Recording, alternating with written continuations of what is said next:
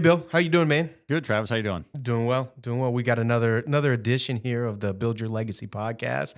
I was in Jacksonville today and wanted to stop by Yeah, glad you and did. have a quick conversation with you. All right. What's on your mind, man? We're working with a lot of prospective people who are exploring options, and a lot of them are one of the big questions we get asked is about insurance for their agency.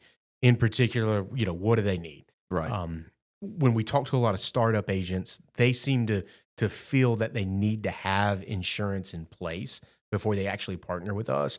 And so I thought it'd be a good conversation to have about some of the solutions we can offer. That's a perk of a partnership and something that we actually try to help, whether you're existing or startup, when you come on board. Okay. Yeah. So you're talking about like E&O insurance, liability insurance, things of that nature, right? Yeah, of course, of course. I mean, E&O and cyber liability, I think, are like the top two that come to mind for everybody right out of the gate, Yeah. right? But there's other ones like a BOP, hired and non-owned auto, workers' comp if you got employees that you got to be cognizant of as well.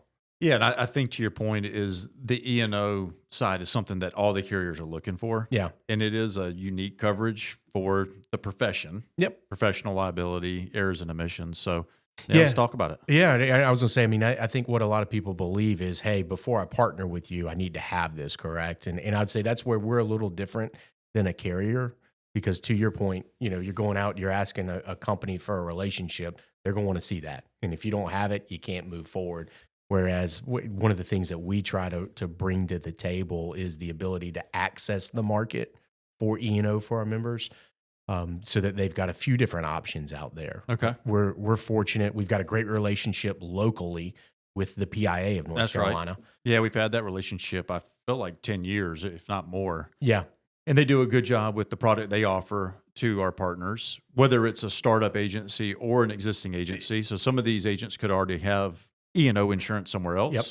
Want a different price. That's certainly an option. Want a different price, or move out of the non-admitted space into the admitted space, right? I mean, looking for better coverage, definitely a perk there. But we're also fortunate with being partners with SIAA. They have created relationships for us with some of our national companies to help us get access to markets to help our members get insurance. Yeah, absolutely. Goes back to us being independent. We have options, Right. too. So we have options for our agents to buy E&O insurance. Yep. And what's great about some of these options, when you look at the stuff SIAA has done for us, is it's all going to be revenue based. And so for startup agents, we can kind of control your cost in some ways, Right. and kind of give you a really good estimate of where you're going to be. Yeah. And the E&O side is probably the most expensive side. It is. And we say that is where there's more risk. Probably. That's where your exposure is, right? I mean, Yeah. that's where your primary So it is exposure the higher cost, and it's still not bad, we don't think, but it is probably the highest cost of all the insurance products for the insurance agency, especially the startup. Yes, I would agree with that. And kind of with in tandem with I would put the cyber liability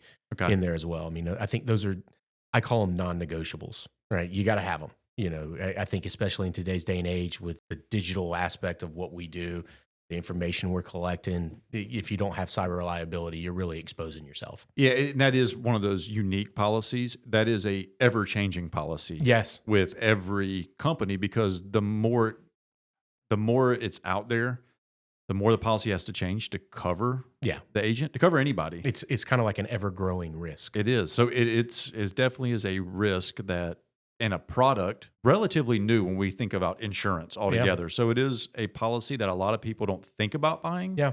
But it is extremely important, something I think every business should have, not just insurance agents. Insurance agents.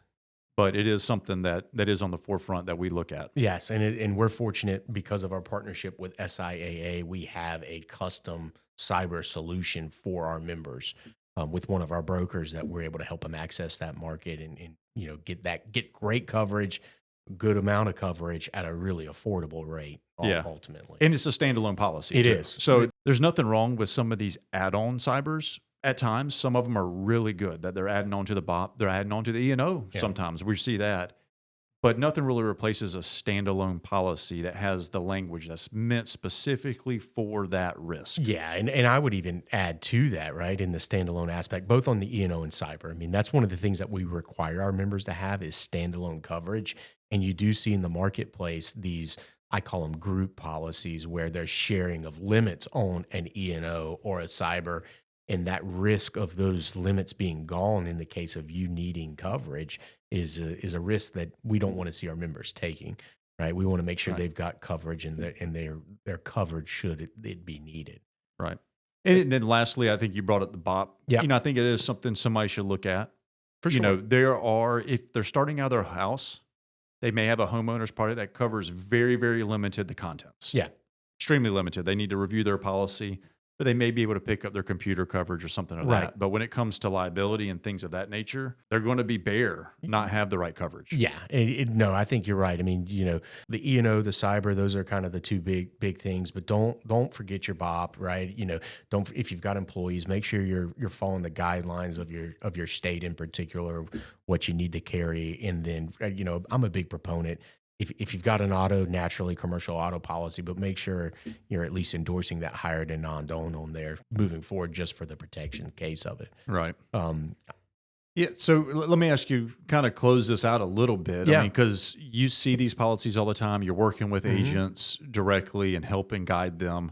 What should they budget? What should somebody budget to get all these policies? Yeah, when I'm working with a new prospective member, I typically tell them, budget $2,000 to $3,000 your first year in business for your insurance in general. Right. I don't like to lock us in at X amount of dollars for this, X amount of dollars for that, because every risk is a little different, and ultimately the carrier you go with and how they rate it could be different based on where you're located. Yeah, true. And so, budget that $2,000 to $3,000. That should give you enough, rec capital there to cover those expenses. You're not going to have to pay it all in full with all of them. There's going to be payment plans, things of that nature.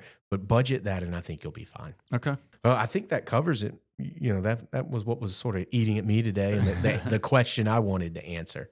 Good. Well, yeah. Look, educate me sometimes too. Well, that's good, man. Well, we'll have to jump back on here and do something again here soon. Yeah, sounds good. Thanks for coming in. See ya. Thanks for tuning in. You can catch our Build Your Legacy Insurance Edition podcast on YouTube, Apple Podcasts, Amazon Music, Spotify, or wherever you get your podcast. Be sure to subscribe, leave us a review, or send us over a topic recommendation at podcast@siaofnc.com. If you're interested in learning more about what we do, visit us online at www.siaofnc.com. We hope you enjoyed our newest episode. See you next week.